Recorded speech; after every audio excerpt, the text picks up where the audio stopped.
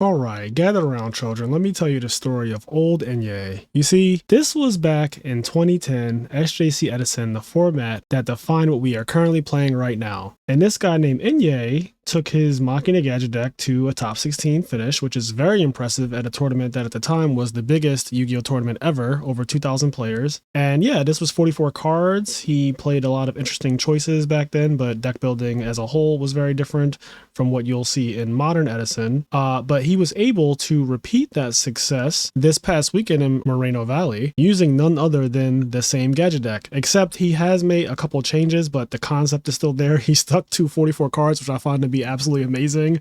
And I like that in his older age, he decided to not even fill out the extra deck, because who has time for that? There are no tuners in this deck, right? Like, there's no way that he could make anything in here besides really this Chimera tech. And so he said, fuck it, I'm not even filling this out. Why bother? When Enye was a young man, he filled out his whole extra deck because he had the time for it. And this is what Enye looked like when he was younger. You see that? Well, this is Enye now.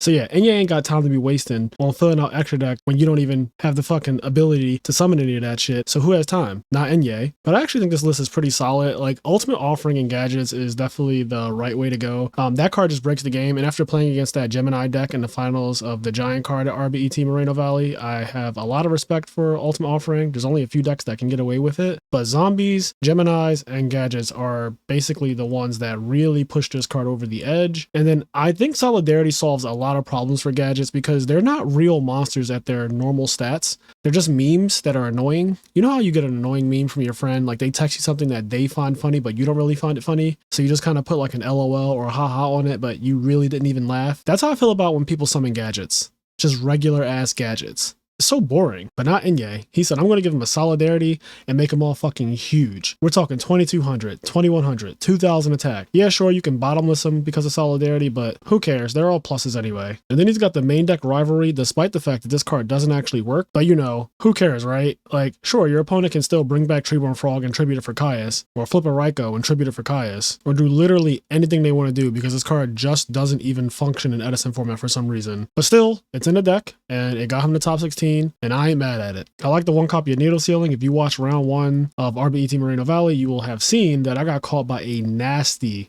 Needle Sealing. My opponent had a set monster, and I summoned my third face-up monster, and he Needle Sealing me when I was going for game because he was at 300 and I summoned Unifrog. And yeah, it killed all 3 of my monsters. It was pretty cool. It didn't win him the game, but you know, it was cool on stream to see before he lost. Shout out to you, Bluff Knock. I'm also a fan of the Shadow Imprisoning Mirrors in the side deck because, contrary to popular belief, this card can catch the Value Turbo deck off guard pretty harshly. Like, I've seen games get extremely simplified, and that's the situation where they want to start spamming their graveyard for arm wings, and then you flip up Shadow Imprisoning Mirror and they can't do that anymore. So this card is definitely one of the more slept on cards in Edison format, but like, I think it's better than we all give it credit for, especially with Value being such a popular S tier deck. And then there's D Fisher. I don't really care for this card, to be honest, but I get why you would side it. This deck probably can lose easily to something like Light Sworn. I can imagine Frogs isn't a good matchup. And to be perfectly honest, I think anything that banishes stuff is good against all the S tier decks. They pretty much all suffer from having their graveyard tampered with. So like, yeah, D Fisher, it's not the best card, but it's also, in this type of deck, not the worst, because the minus that you take from playing it, you make up with your Gadgets. So that's not lost on me. It just kind of conflicts with Fortress in a way. But I think on the positive side, I don't think your opponent can contact Fuse, right? Like, they can't actually do this while D Fisher's on the field. So that's a positive. You can't use Cyber Dragon to send everything to the graveyard because D Fisher's on the field. So I get the logic behind it. And then there's another copy of Starlight Road against Blackwings maybe, and Light Sworn. 7 Tools of the Bandit. Again, this is like an anti-Blackwing card, I would say, because Deck Devastation Virus, I imagine, really bones this deck. Like, if you don't have Solidarity up, it just hits all your monsters. And even if you do, it hits the ones in your hand. So like, yeah, 7 Tools is really good to stop that. Compulse in the main is a good meta call right now. Absolute Zero is everywhere. This is one of the easiest ways to out Absolute Zero. You could decide when you want to do it. You can also reuse your monsters. So like, if you summon Gear Frame and then you wanted to bounce it back to your hand and summon another Gear Frame, that's a pretty cool play. This also deals with set monsters that could be a nuisance when you're just going for game, like Hamster and stuff like that. So yeah, Compulse is really, really strong in this meta. It's an Absolute Zero meta, so not surprised when people playing this card. And then 3 Smashing Grounds, another easy way to out things like Absolute Zero. And of course, he's playing the godliest card in machine decks. And I always see machine decks just not playing limiter removal. I think that's ridiculous. Like,